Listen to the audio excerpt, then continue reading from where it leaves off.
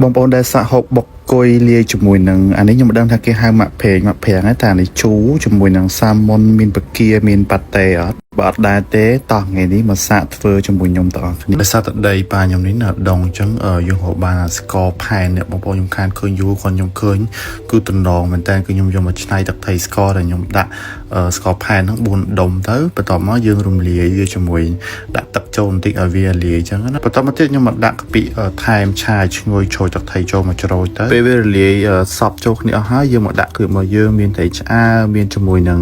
ហើយប៊ីមានជាមួយនឹងខ្ទឹមសខ្ទឹមក្រហមជាមួយនឹងម្ទេសក្រៀមម្ទេសស្រស់ហើយនោះគឺដាក់ចូលអស់បងប្អូនម្ទេសខៀវម្ទេសអីដោយសារតែទឹកស្ករយើងរៀងខាប់ខ្ញុំក៏បន្ថែមទឹកហើយខ្ញុំថែមគ្រឿងមានម្សៅស៊ុបខ្នុរមានស្ករហើយយើងភ្លក់មើលតាប្រៃផ្អែមឆ្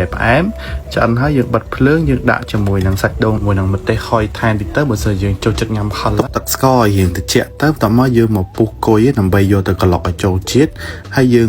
ចិត្តសបកអានេះអត់ដឹងថាម៉ាក់ភេឬម៉ាក់ប្រាំងឯមួយណាជូរឯងបងប្អូនអធិស្ឋានហើយ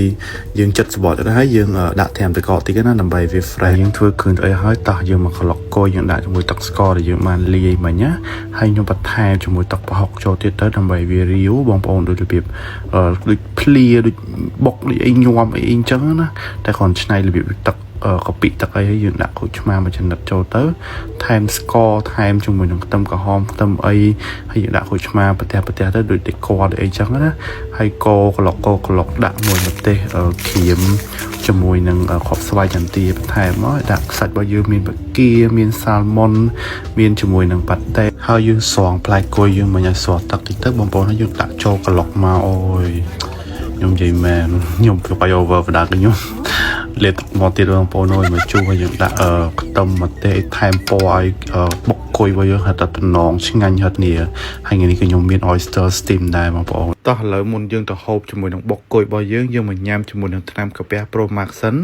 ដែលនេះជាប្រភេទទឹកបងប្អូនវាជាប្រភេទគ្រាប់ដែរបងប្អូនអានេះរបៀបដូចពេលយើងញ៉ាំហឹលឆ្អល់ពោះឈឺកាពះខ្លាំងអីយើងអាចញ៉ាំពេលដែលធ្វើទុកអាចញ៉ាំបានមួយថ្ងៃពី3ទៅ4កញ្ចប់បង